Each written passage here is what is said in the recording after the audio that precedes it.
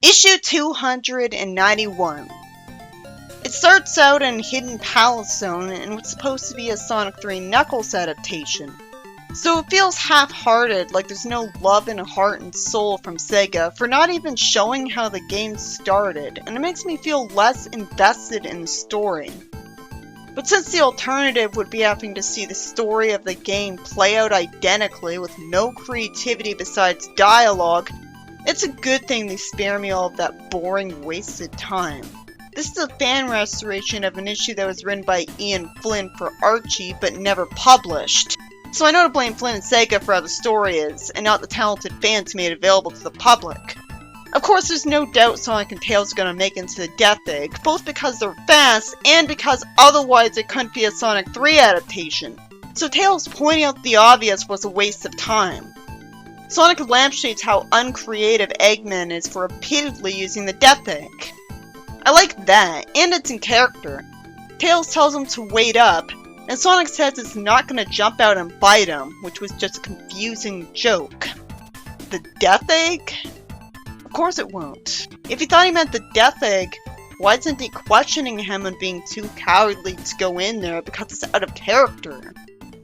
All Tails told him to wait up for was so he could look at the mural of him.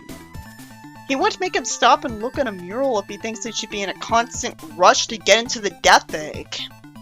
Okay, so there's great dialogue for Sonic in this, which is the crutch the story's had to lean on to make up for how boringly uncreative it is. Even if it stays this good, so what? Sonic isn't being especially interesting, and Tails isn't entertaining, and Knuckles isn't super entertaining either. But at least he's being taken seriously with his dialogue. Why is he smiling though? He's supposed to be calling him out on something he takes seriously, so he wouldn't be smiling. It creates the impression that the dialogue was come up with by someone other than Flynn, and it clashes with the art because for no good reason the artist decided to have the art perfectly match the original instead of finding out if at any point the dialogue was going to clash with it and correcting the art to match. It looks like originally Knuckles was going to be cheerful and joking, and the fan wanted to portray him respectfully instead because that's how he was in SA2. I guess he was cheerful in the original game, but it would make more sense for him to take things seriously in a situation like this. Anyway, it does feel right that Sonic would point out that the presence of the Death Egg should make Knuckles suspicious of Eggman. But I don't blame Knuckles for not believing him that it's a weapon, because Eggman would have said it wasn't, and Sonic has no proof. And since Knuckles trusted Eggman first, his ego would compel him to keep trusting Eggman over the new guy. Even though, again, it makes no sense that he didn't instantly have Eggman tied up or killed, just in case. Because his whole purpose in life is to protect the Emerald from everyone. If he wanted him around to have someone to talk to, he could get that by keeping him captured. Sonic's Spin Dash bounces harmlessly off Knuckles, and nobody says that's a magical ability of Knuckles that not only kept his fists unharmed, but didn't have Knuckles get sent backwards from the sheer force and weight of this, which is what would actually happen. That's really lame. This was the only opportunity to canonically have this make sense from the game, and instead you just have to assume it's a magical power of his that'll never come up again in any even similar situations somehow. Sonic kicks Knuckles over, so that's a little interesting because that didn't happen in the game. See, this is why game purists should never be pandered to. The only things that make the story worth reading are the things that make it a new experience. But game purists would hate this because it's new. Then logically they would hate all the dialogue too because there wasn't any of this dialogue in the game. Which means they would hate any new dialogue in any adaptation of the games no matter how one-to-one the adaptation was. The story's so uncreative that I keep wanting to talk about anything else than it. It goes right back to having no creativity to offer, so I'm really bored. It's lame to have a flash of light censor the impact of Knuckles' fist with Sonic's face and not have the fist be in contact with it, and what's supposed to portray him hitting him. I know Sonic's been nothing but entertaining so far, but he still hasn't bonded with Tails to get me attached to him, so it just makes it cathartic to see his ego get bruised after he's been nothing but someone who's really cocky despite being in a serious high-stakes situation. Then Knuckles catches his spin dash and just throws him into the floor so hard it cracks into it, which actually uses his super strength. Interesting. That's another thing that hasn't happened before. So this is a better fight than the game. I do get to see Tails' fist impact Knuckles with him wincing about it. Knuckles grabs his tails, and him freaking out about the fact that his tails specifically were grabbed makes me wonder if it's supposed to mean he was bullied that way before. And it'd be neat to have a reference to the backstory he's supposed to have. Knuckles spins him around and throws him into Sonic. Another interesting looking bit of creativity added to the fight scene. I like that Sonic asks if he's okay and looks worried. That's another thing we didn't get to see in the game. Sonic ever interacting with Tails in a canon cutscene like he cares about him. Tails reassures him and there's an earthquake, and Knuckles says they'll finish this later. There wasn't a single time my time got wasted by me seeing Sonic just spin jump onto him like he already did in the game. Okay, I'm impressed so far. This had a surprising amount of creative passion, considering how identical the adaptations of the previous games were. It's not like it's super hard to come up with new things to add to a fight with these two though, especially not what happened here, so I'm not outright blown away. Then Eggman bores me by taking a million years taunting Knuckles when in the game, he just instantly flew away with the crane holding the Master Emerald. So this sucks. It just makes Eggman look like an idiot because the whole time Knuckles could be trying to stop him, and it makes Knuckles look impossibly stupid for not trying to stop him. He'd have no reason to think that trying to grab onto the emerald would keep him from finding out everything Eggman planned to say to him. He could just keep talking. Knuckles would have jumped onto the emerald immediately and gotten shocked. And then Eggman could be ready to fly the Eggmobile high up enough that he could get away with saying that whole speech. Because he spent all this time talking, the whole time I was just thinking that Knuckles could have shattered the emerald right there in all the time he had. Which we don't think about in the game, because the game where he did that hadn't happened yet. But I understand him wanting to leave that to a last resort, because he thinks he's competent enough he might be able to break the crane before Eggman could fly away with the emerald, and he doesn't want to have to damage something he cares about, and collect all the pieces. Since the shattering of the emeralds in SA1 didn't cause him to think it disappeared like it looked like, that means he already knew that when it shatters, the pieces warp to a bunch of other places separate from each other on the world. And the plot was too lazy to explain how he knew, so I have to assume an Echidna scroll or mural told him. So we'd already know he'd have to go all over the island to get the pieces if he shattered it here. If he didn't know, then he'd have no excuse for not shattering it, because the crane wouldn't be able to pick up and hold all the pieces at once and go away with them. Sonic responds relatably but impulsively to being proven right at long last about Eggman, and I guess it makes sense Knuckles didn't hit him because he's a good person, and that someone as impulsive and fast as Sonic said something that could have gotten that result for all he knew. Eventually Knuckles jumps towards the emerald, and the adaptation robs Eggman of his dignity in this scene even more by having Eggman get startled and somehow surprised that Knuckles would try to break the crane that was stealing his emerald. Which makes no sense, since he should have expected this. I'm sure he was able to electrocute him in this story too.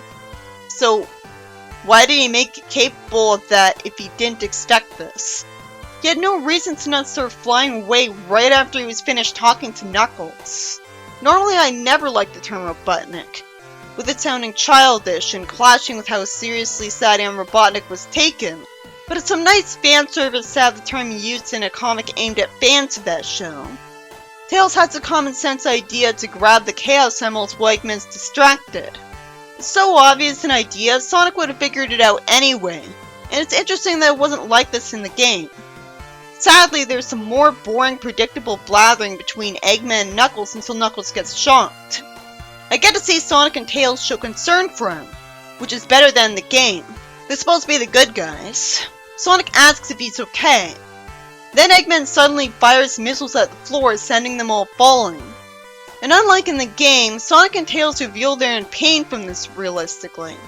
Sonic points out that him being Rin to consider getting the emeralds didn't amount to any creativity because he didn't get to take them anyway. Which would make me wonder how canonically he became Super after this. Knuckles wants to go after Eggman alone out of pride, even though he got so hurt he can barely walk. So this is worse than the game because now he looks even stupider. There was no hint they had this conversation there. He punches a hole in the wall, allowing them to get into a portal. Because Tails is looking at floating structures in Sky Sanctuary, he naturally points out that the ancient echidnas would have had to have been really advanced to be able to make them float. It really rubs in the face of the game peers and the people who talk like them by demonizing the creative take on Knuckles and real Archie Sonic, when it wasn't his fault the games didn't reflect it. And now I wish this issue got released just so the game peers could see this line, because that's a good point. I always thought the platforms were floating because of magic or magical materials, but the only magical objects we get to see in the games are the Chaos Emeralds, and the echidnas besides Knuckles never had any magical powers, so those platforms were most likely to have been floating because of futuristic technology. And they only had spears because their technology progressed at different speeds in different areas. And meta-wise, I bet the writer of that game didn't even know there were floating platforms in Sky Sanctuary or even knew about that level. And whoever came up with the echidnas being lazy cultural appropriation of the Aztecs pulled it out of their ass without knowing about what Sonic 3 implied about echidnas before. Or caring. It's just sad that Sega and the writers of the games never cared enough about the Sonic universe to properly bridge the classic and 3D era and world building by explaining why the same species who fought in wars with spears had floating platforms. Why isn't the Sky Sanctuary yellow here? The thing that made it memorable and unique in the game was that it was golden. I guess it's to confirm how Generations portrayed it wrong, and it was disrespectful there too. The colors of this issue had the opportunity to color it right. Why didn't he? Did he play Sky Sanctuary and Generations first? So he's only attached to how it looked in that? It looked beautiful in the game. Sonic thanks Knuckles for getting the bridge made for him. That's another thing. If magic wasn't the explanation for both the bridge and the portal in Sky Sanctuary, it was definitely technology. No fucking wonder Penders had the echidnas have futuristic technology. I think the reason people still bitch was that it looked like it could be either tech or magic, and they didn't see the exact same technology from Sky Sanctuary's own Archie Sonic first, which might have justified the echidnas having UFOs and force fields. It's sweet of Tails to tell Knuckles to stay safe. It's unusually dickish of Sonic to call Knuckles an insult at a time like this. Then my time's wasted by a lack of creativity. But at least it was unique that Sonic swung on something. And it also is that Tails got to pull Sonic away from a portal before a wrecking ball could hit him. A bunch of time is wasted on more lazy rip-off writing. Although it is new that Mecha Sonic's faster than Sonic now, so he got upgraded. That makes Eggman look smarter than in the game. There's boredom until Mecha Sonic's defeated. It could have been fun to see him get hit if it showed it and made it look like it hurt. Not to mention all he did before this was fail to do something bad. Anyways, the story does more boring plagiarism after this, but padded out by boring, lazy dialogue where the characters just state the obvious. Even Sonic does when he's supposed to be cool. It's nice of Sonic to say sounds like a plan to someone who just stated an obvious idea he would have done anyways. Why does Sonic assume Tails can't outfly the Death Egg? Tails flies pretty fast in SA1. Sonic wouldn't say easy peasy, that doesn't sound cool. A faithful adaptation of the story as seen by most of the world would call it the Floating Island instead of Angel Island.